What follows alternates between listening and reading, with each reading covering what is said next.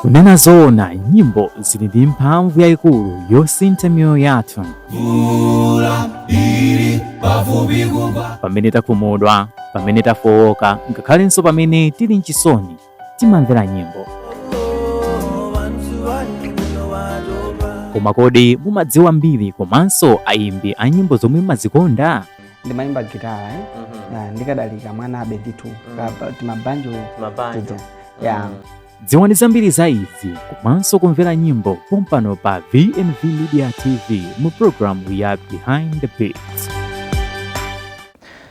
Tikulandireni kuna kuti konse kumene mukuonera VNV Media TV mu programu imeneyi imene ndi yapaderadera imene timakhala tikucheza ndi oyimba osiyanasiyana amene ena mwayo mumamvera nyimbo zawo mumazikonda, komanso ena mwayo simunamvereko nyimbo zawo koma amatumikira mutumiki umenewu wa nyimbo zauzimu. Ndiye monga mmene timadziwira nena kuti nyimbo zimakhala ndi mphamvu yayikulu imene imalumikizana ndi miyoyo yathu.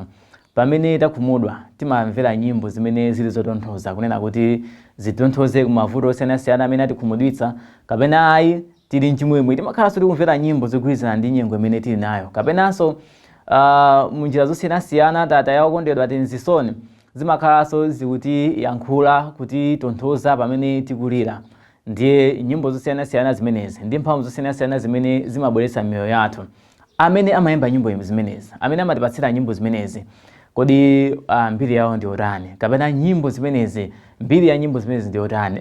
Chinachititsa ndi chani kuti alembe nyimbo imeneyi? Kapena ngati sanalembe okha, chimene chinachititsa ndi chani kuti atenge nyimbo imeneyi aziyimba, zimene tizikhala tikumva mprogramu imeneyi? Ndi mprogramu yoyamba tikhala tikucheza ndi James Malaza. Ndi programu imene ndinacheza naye mbuyomu, amatifotokozera ndithu za ulendo wake m'mayimbidwe. Ngati inu ndi oyimba mukufunitsitsa mutakhala nawo mprogramu imeneyi, tiyankhuleni pa nambala imene mukuiona pakanema wanu. Kapena ayi sinu oyimba koma mukufunitsitsa kunena kuti ticheze ndi oyimba amene mumakonda, chenaninso chimozimozi kulemba uthenga wa SMS kapena uthenga wa WhatsApp pa nambala imene mukuiona pakanema wanu. Ndiye monga mmene ndafotokozera, ndithu tilowe katikati mwa programu yathu imene ndimacheza ndi James Malaza. Ndibweranso tikatha kucheza ndi James Malaza. Ukhala nacho chakudya zovala ndipogona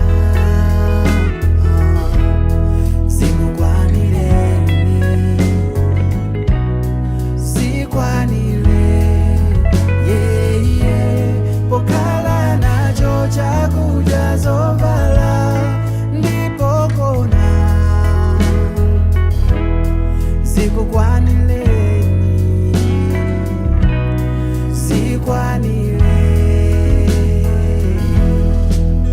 Tikulandire mstudio muno James. Ndathokoza.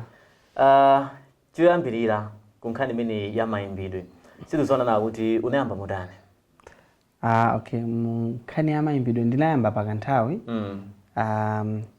Ndikakumbukira bwino, I think kunali ku Sunday school.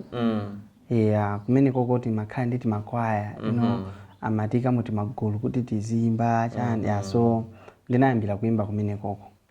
Nde mmene ukufotokoza nawo kuti unali ku Sunday school, ndikupira nawo kuti nthawi zambiri pamene uli mwana ukuzidwa nawo upite ku chalichi, nthawi zina umangopanga chifana kuti makolo akukuuza. Iweyo mmene umayimba ku Sunday school umangoyimba chifana kuti akukuuza, kapena ndi nthawi imene unazindikira luso lako? Koma makolo sinanga amatitumizako. Amatitumiza timapita, komabe later on nazazindikira kuti I think munthu ni ndikuti kuimbako mwina ndi mbali yanga, chifukwa chonena kuti anthu amandipanga inspire, like amandipanga encourage.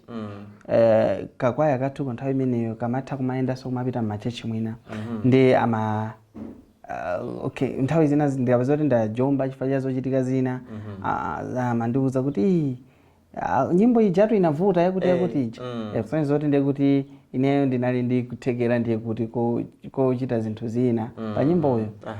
So zimene zozo zimandipanga encourage. Komanso chinthu china chonena kuti ndimayimba gitara, ndikadalika mwanabe ndithu timabanjo.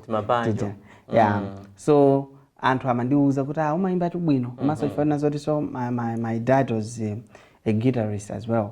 Nde amandilimbikitsanso amandiuza kuti umayimba bwino motere ndizi, so yeah ndikhoza kutero. Chabwino kuchokera nthawi imene uli mwana anthu akulimbikitsana kuti kuyimba bwino, pano pasopano umajambula nyimbo weka. Yes. Ngati solo artist oyimba nyimbo zauzimu. Sitikuzoonana kuti ndi nthawi iti imene unazindikirana kuti apa pano ndikhoza kumayimba nyimbo ngati ineyo ndekha ngati James Malaza. Okay, ngati James Malaza. Okay, yankholi ndiliphatikiza mwina ndikunena kuti chifukwa ndinazizindikira ndekha nditapita ku studio. So chimene chinachitika in 2008 nazapita ku studio ko ndinatengedwa ndi m'bale wanga yeyo amayimba reggae dance. Ndi ananditenga kuti tipite tikajambule nyimbo ndikayike ineyo huku. Ya huku ndiye kuti ngati chorus kaya kuti akayimba verse ndiyeno pamabwera huku. Ndi ndikayike huku iyo chifukwa chonazo kuti by then I was able to kusiyanisa mawu kuti mawu soprano, alto, tenor, chant zimene zija ndimatha kusiyanitsa. Ndeno titapita kumene kujako pameneno ndinaona to ndinadziwaso nazo to nyimbo ndikuti zimapita ku studio. Zimapita ku studio kenako zikatuluka mazipititsa ma radio stations majani tinakadziwira kumeneko. Nthawi imene unandimaganiza chona kuti akapena munthu akamayimba mwireless ndikuti akuyimba wireless wa olo amene momwe akuyimba ya. So tinakaphunzira kuti pamakhala microphone mavala ma headphones mumatani ndende mumalowetsa mawu aja amodzi kuwaphatikiza kutani. Yeah, so chifukwa cha experience manager inandipanga motivate kuti I think I can stand on my own kupanga sochani kuyamba so kupanga record nyimbo zanga. Ndiyeno komana sokuti zinatenga nthawi yayifupi kwambiri ayi chifukwa zinatengabe mwina I think zaka ziwiri. Yeah, so I started doing my own music in 2010. Kuyamba nokuyimba ngati James Malaza now. Komano sikuti zinali za gospel. Sinangamwandira ngati gospel artist. By then zinali zomwezi za zinazi. Yeah, komano mu 2010 momwemo chimene chinazachitika iso china chona kuti ndinadzapeza instrumental ya ina yake ku studio not ku studio ku mapping center. Pokaikisa nyimbo anandikira ngati yonjezera. Yeah, so nyimbo imene inali ngati instrumental nde inandichangalasa nailembelano ma lyrics ake because of the experience ya ku studio kuja kuti kumakhala ma rhythm. Kwayambira kuja kunali ngati ma rhythm amanduza so titagulitsa neto ma rhythm ngati chimakhala ngati instrumental chokuti akhoza kuchilowa. Nde ine nditachipeza chimeneja nano nde kuti mwina rhythm ija ndimene kumenali ya gospel. So I think that was my very first song ya gospel kuyimba ano mu 2010. Yeah, komano sinapite patali chifana zoti nditaitulusa ndinadzamvera nyimbo ya original ya mwini wake wa instrumental ija nde basi zinangondipanga so discourage. Nde sinapite so patali nangoisiya basi. Inali andani nyimbo imene? Inali ya Chiletso Mbewe. Nyimbo ija mati ene Yesu wakubwela olungama zakondwa. So ndinadzazindikirano kuma later on kuti ndi yake. Nde basi ayineja basi ndinangoyinyanyalaso basi. Ndithu. Chabwino. Ndithu. Wanyanyala. Una give up pamene popo kupita nthawi kapena unaenda motani sopano kuchokera nthawi imeneyo kapena unazindikirana nawo kuti nyimbo iyi ili ndi mwini wake? Okay. Ndinanyanyala ya komano chimene chinachitika so paja ndimanazo kuti that was 2010. Yeah, so ndazinyanyala ndarande ndiziyamba kuimba zanga nde ndinayamba nokulimbikira ngati kuimba magitala awa anotsopano. Yeah, so ndayamba kumalimbikira kenako mu chaka cha 2012 tinayambisa kagulu koyimba kakapela. Ndi my focus yanga inakhala pa gitala ndi kagulu kaja. Ndi kagulu kaja tinapezeka kuti tapanga taipa kumamba chama ndifusa kuimba ndeka. Kenako taimba tinapita mu studio majani chande wanoti sizikuyenda. Then sopano nyimbo yanga yoti yanga anoyambirira inali chaka cha 2017. Yeah, so 2017 inapita so ku studio kajambula nyimbo yoyambirira title yake Ngalawa. Yeah, in fact album imene tinaitulusa mu 2022 nyimbo title yake ndi title album ndi Ngalawa. Yeah, so it was my very first song like composition ya serious ya gospel inali ndi kuti imeneyo kuti walemba weka wapanga compose kuti ende motere chilichonse kaika gitara ku studio chani ndi inali Ngalawayo. Yeah, so that was in 2017. Yeah, sure. Walemba nyimbo kuipanga compose kufika pona kuti waipanga record anthu anayilandira motani itafika ku ground unena kuti akuimvera. Yeah, anthu anayilandira anayilandira bwino kwambiri, anandilimbikitsa umalemba bwino, ankati ndikukhota bwino kwambiri, anandoza choncho. So ndinalimbikitsikadi kwambiri chifana zokuti kungoyambira 2017 iyo ndi ndinalemba nyimbo zambiri kufikira amene mazakwana chamma 2020 nayo kuti ndakwanisa nyimbo zingapo ndithu mwina 15 or 20. Chabwino. Anthu amakuziwa ndi nyimbo zingapo, imodzi mwayo ndi nyimbo imene umakamba za miyambo. Sinzana kuti chimene chinakuchitisa kuti ulembe nyimbo imene chandi chani. Okay, so nyimbo ya miyambo ndikukumbukira kuti nthawi imeneyo ndinkawerenga Bible, ndimawerenga miyambo. Buku la miyambo. Yeah, ndi ndimawerenga kumaona ndi mmeneno olemba buku la miyambulo anapanga analembera. Maona nazo kuti ndi zinthu zokuti ndi zachindunji zongo basi kungozuzula kulangiza kutani chifukwa okay, I was interested kwambiri ndi zinthu ngati kuti waulesi atani zimene zija zokuti sizili ngati mene timalimverera Bible kuti Bible is more spiritual, but that miyambo, buku la miyambo lija limakamba za physical pang'ono kuti limbikisa ku zinthu zina zoti they are not related with the yes. So naona zimene zoti okay akukamba so za kuti kuipa kokhala waulesi ati umaba umatani zindizi then naona kuti this book is so powerful. So nchifukwa yake nyimbo ija mukazayimvera muzapeza kuti imatilimbikitsa anthu ifeyo kuti tikwena kuti miyambo imene tizikhulupirira ndi miyambo imene ili ya Mulungu osachifanso kuliso miyambo so ya chikunjaso. So I was trying to distinguish between miyambo ya chikunja ndi miyambo ya Mulungu kuti zinthu zachibwana zimangoti ndizosapindula chani. So mwachidule ndinayitenga m'buku la miyambo. That's why it is called miyambo. Chabwino tayankhula kwambiri ina amene mukuonera mukutionera pakadali pano. James Malanza ndi amene watifotokoza chiyambi chake kufika pano amene tikukambirana za nyimbo imene mukuyidziwa bwino kwambiri ya miyambo. Ndena akhoza kumakayikira kuti komadi amayimba adi ndiyeyo ndi popeza wabwera ndi gitara James. Tipemphe tena kuti utipase nyimbo imene ya miyambo anthu ndithu akhalako na nyimbo imene kuyimba weka chifukwa zimakhala zosiyana pamene ukujambula mu studio makhala zidazina komano apapa utangoyimba ndi gitara yokha anthu akhulupirira kuti nyimbo ija ndi yako. Okay. Chabwino. Miyambo ya ufumu wa kumwamba indibuza za nzelu za Kristu yo. Miyambo indichenjeza za moyo no za chibwana sizi pindula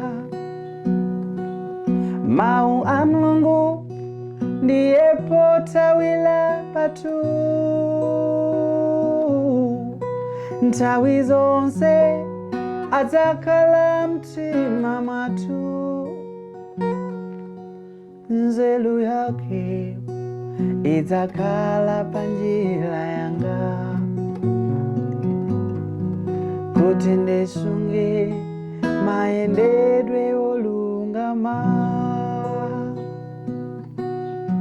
mudzakonda za chibwana kufikira mpaka liti utenga mukulalikidwa. Miyambo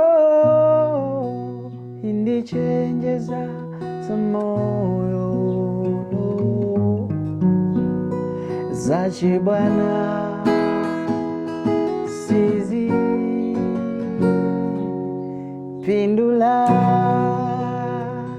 Wow, amazing. Nyimbo imene kuchokera kwa James Malaza, nyimbo imene akuti Miyambo, kuimba live muno mu studio. Nyimbo yako wafotokozana kuti anthu anayilandira bwino lomwe yokamba za miyambo. Palinso nyimbo ina imene umaona nena kuti iyi anthuso amayikonda kwambiri. Yeah, I think chifukwa chokuti chamene anthu tikudusira. So mu 2020 ndinajambulanso nyimbo ina atimati adzapukuta misozi. Ija unaimba ndi Naomi. Yes, Naomi. By then she was Naomi na Chuma, koma pano ndi Naomi Mwanga. Yeah, so ndi nyimbo inaso imene anthu amayikonda kwambiri. Chifukwa imakamba za mavuto. Ndezikuona kuti tikudusa mavuto osiyana anthu fe, so it's one of the songs imene ndinayimba zokuti anthu amazikonda. Chinthu chimodzi imene anthu oyimba amakhala nacho ndi chimene ndi chinsinsi chimene chimachitika pa nkhani yolemba nyimbo. Ndiona kuti nthawi zina amalemba nyimbo zimene zikugwirizana ndi nyengo zimene akudutsa. Sindikudziwa chimene chinakuchititsa kunena kuti ulembe nyimbo ya adzapukuta. Unakumana ndi nyengo ina yake ndi unalira kwambiri kapena unangolemba ini cheno? Okay. Komano nthawi imene ndimalemba nyimbo ya adzapukuta misozi inali nthawi ya COVID. Ya COVID-19. Osati atafika kwambiri ku Malawi kuno. Koma nthawi ija kunavuta kwambiri ku China. So I was following zinthu zija. Ndiyeno ndimaona mmene anthu akuvutikira, kumaona mene miyoyo akamalengeza manambala amene anthu afa nthawi imeneyo. So I thought it wise kulemba nyimbo imeneyo. Yeah, sure. Chabwino. Nde unafotokozapo nena kuti nyimbo ya Ngalawa imene unayambira kujambula unayipanga including chimbali chako. Sindikudziwa nena kuti wangufotokoza kuti unayipanga including chimbali chako. Ndi chimbali chimodzi chokha kapena pali zimbali zingapo zimene watulusa? Chilipo chimodzi. Chilipo chimodzi. Uli ndi masomphenya kapena kuti mapulani ofunanso kujambula chimbali china kapena zimbali zina kusogoloko kapena basi mangutulusa nyimbo imodzi? Yeah, mapulani alipo. Ojambula nyimbo zina. Yeah, alipo. Actually, apapa I'm working on the Amati EP, the extended play. Yeah, imene no ndimaganiza kuti ndituluse mu November mu koma bazifukwa zina mwina no ndekuti idzatuluka December. Yeah, idzatuluka December. Silephera ituluka ndithu. Ndithu. Amalawi akuti akutulusa extended playlist imene ituluke mu December. Mukhale pamenepo kudikirira kuti kakwana nthawi imene afuna kudzatulusa mumve unena kuti mu extended playlist imene muli nyimbo zotani. Nyimbo imene ya adzapukuta misozi. Ngakhale amene unayimba naye palibe ukhoza kungoyimba mwina verse 1 yokha. Yeah, ndizabwino bwino. Tifuna nena kuti anthu amene akutionera adziwedi unena kuti nyimbo imene timayikonda ija mwinake ndi ameneyo ndipo akuyimba ife tikumuona ndithu live. Nde tayimba ndithu nyimbo imene ya adzapukuta.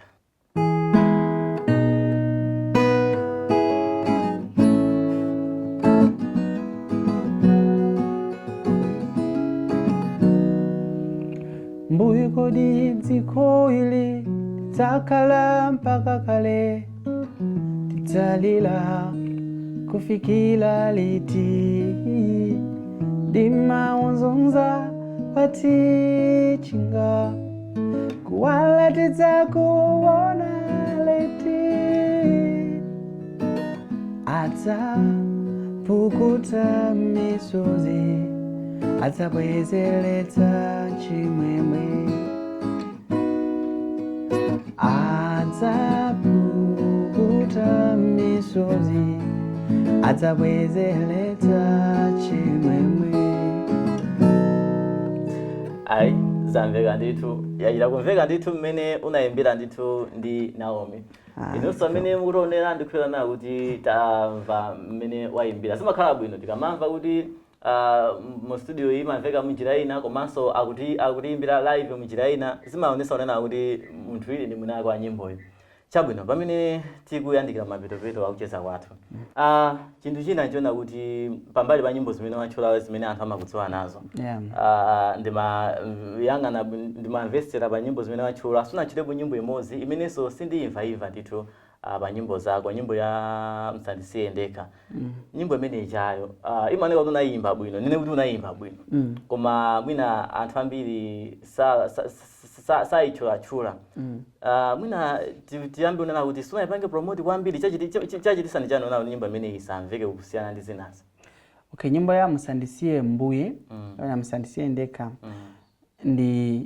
Okay, it's surprisingly that's my first video kujambula, like video. Yeah, inali imene ijayo. Yeah, nyimbo imene ijayo sinaipange promote kwambiri. Chifukwa chake na kuti okay, nyimbo ija ndi yabwino kwambiri. Komano nthawi imene yoyo ndinali kuti ndisakuzitsata kuti akati kupanga promote videos matani. Nalibe malinki ambiri, ndi akalekale, that was 2019 I think. So zinali kuti kwambiri ndi masowa direction because nthawi imene yonso ndinali kuti ndikuzipangira zinthu ndekha. Pamene panopa ndi since 2021 napeza manager. So ndikakhala ndi zinthu like sindingajambule nyimbo ye uja usadziwa. Amene adziwe andiuze kuti okay, so planning ndiyo tichani tikambirane.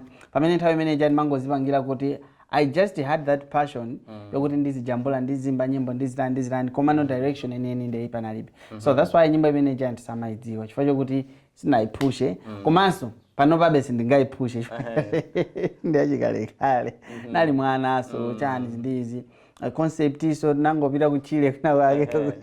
Yeah, komano ndi nyimbo yabwino. Yeah, I like everything about the song. Sure. Chabwino, pamene tupita mapeto amene akutionera mungawafute kuzozotani zokhuza ubwino umene umauona pamene ukuyimba nyimbo zimenezi. Okay, mafusafuso labwino kwambiri. Ubwino umene ndimaona pokhala more especially ndi anke chonchi. Ubwino umene ndimaona pokhala gospel artist. Ndonena kuti ndimatetezeka ku zinthu zambiri because anthu amandidziwa.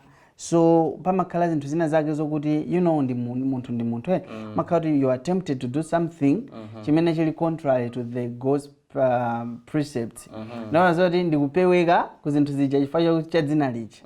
Okay, mene ndili ngati kuti like God's instrument. Ndimazibweza kupezeka malo achisawawa. Kuyankhula zinthu zina zake zoti zipereka attention komanso zikhala zowadzidzimutsa anthu kuti malaza oyimba nyimbo zawo zimuja kodi akuyankha. Yeah, so chifukwa zimene zizi zinandipasabe ka discipline kena kake kuti ndizizibweza china chake chikati chichitike. Choyambirira. Chachiwiri ndichonena kuti ineyo I feel good kumulemekeza Mulungu. Ndimalemekeza Mulungu komanso kumutumikira munjira zosiyana-siyana. Koma china chachikulu chimwacho ndi kuti ndi nyimbozi because anthu ena makhala ali kutali kuma studio akumvera nyimbo zija akutimbira mafoni malaza ndinu tathokoza mwayimba nyimbo yakuti imandisuntha chani. So ndi anthu kuti sindingawafikire physically but my music zimapeza kuti zikuwafikira and akutsitsimuka komanso akutonthozeka ndi nyimbo zija. Yeah, sure. Pali ma challenges amene umakumana nawo pamene ukuyimba oti mwina umafika popanga nati ine mwina chifukwa chani makhala oyimba gospel. Yeah, challenges alipo ambiri like kwambiri imakhala nkhaniyo kuti ndalama mwina ena sindikudziwa koma ngati kwathu kumalawi kunoko ndimaona ngati kupeza makobidi chifukwa cha music it's rare like ma gospel artist ifeyo wa gospel mwina ena kapena. Yeah, so kufuna kutulusa chinthu chabwino umafunika kuti ukhale kuti you've invested waikapo ndalama. Like panopa kuti ndiganize zotulusa video yabwino audio yabwino chani ndifunika ndikhale ndi ndalama zokwanira zimene it's more challenging because umakhala kuchita kuziwa kuti sikuti ndikapanga izizi ni return ndipeza kali konse. Yeah, so zimakhala zovuta ndi meneso like economy yathu ilili kuti upangadi invest ndiganizo lolalikira koma kenako umazakhala bendi feeling anazo koma papa ndangoononga pamene ndi zinthu za Mulungu simayenera tizifila choncho. So ma challenges amakhala nazo kuti chifukwa chonena kuti ndikufuna utenga uja upite then I'm forced kutulusa chinthu chimene sichili mu standard imene neyo ndimafuna. Yeah, so that's the very biggest challenge imene ineyo as an artist ndimakumana nayo. Yeah, sure. Kusolomaliza ndiwe wa mpingo wa Seventh Day Adventist. Yes. Tinene kuti pokhala oyimba gospel amene uli mu mpingo wa Seventh Day Adventist target audience yako ndi ma Adventist okhaokha. Yeah, so chifukwa kuti ndine gospel artist ndimawerenga so Bible. So Bible inana zoti go ye therefore and preach the gospel, right?